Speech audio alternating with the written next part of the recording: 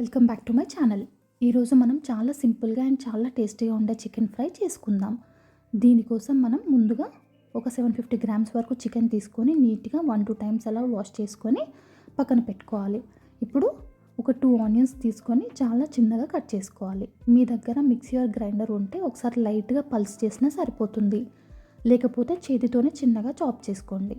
అందులోనే ఒక పచ్చిమిర్చి కూడా యాడ్ చేయండి. ఇప్పుడు మనకు కావాల్సిన పుదీనా అండ్ కొత్తిమీర కూడా మనం కట్ చేసుకొని రెడీగా పక్కన పెట్టుకోవాలి. ఇవన్నీ చికెన్కి మంచి ఫ్లేవర్ని ఇస్తాయి.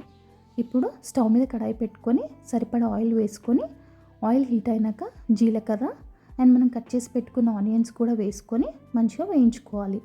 లైట్ గోల్డెన్ బ్రౌన్ కలర్ వచ్చే వరకు స్లోగా వేయిస్తే సరిపోతుంది. ఇప్పుడు ఒక 1 tablespoon ginger garlic paste and మనం కడిగి పెట్టిన పుదీనా కూడా యాడ్ చేసుకొని మంచిగా ఒకసారి కలుపుకోండి. ఒక 1 మినిట్ తర్వాత పసుపు కూడా వేసుకొని మనం కడిగి పెట్టుకున్న చికెన్ పీసెస్ కూడా ఒకసారి వేసుకొని నీట్గా కలపండి. ఇప్పుడు మూత పెట్టి మీడియం ఫ్లేమ్లో ఒక 50% వరకు చికెన్ని ఉడికించుకోవాలి. మధ్య మధ్యలో కలుపుతూ ఉండాలి. మూత పెట్టినప్పుడు మనకు చికెన్ నుండి వచ్చే వాటర్ సరిపోతాయి చికెన్ ఉడకడానికి. సో ఎక్స్ట్రా వాటర్ ఏమి యాడ్ చేయకండి. ఇప్పుడు అందులోకి salt, chilli powder, dhania powder and garam masala కూడా వేసుకొని మంచిగా కలుపుకోండి. ఒకసారి మసాలా అంతా చికెన్ పీసెస్కి బాగా పట్టేలా కలుపుకోండి. మళ్ళీ ఒకసారి చికెన్ మీద లిడ్ పెట్టేసి పూర్తిగా ఉడికే వరకు కుక్ చేసుకోవాలి.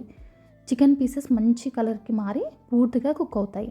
చివరిగా కొంచెం హై ఫ్లేమ్ పెట్టేసి ఏమైనా వాటర్ ఉంటే అవి పూర్తిగా ఆవిరయ్యేదాకా ఫ్రై చేసుకోవాలి.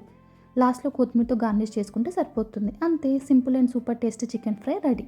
ఈ రెసిపీ మీకు నచ్చినట్లయితే లైక్, షేర్, కామెంట్ చేయండి అండ్ ఇలాంటి రెసిపీస్ కోసం ఛానల్ని సబ్స్క్రైబ్ చేయండి.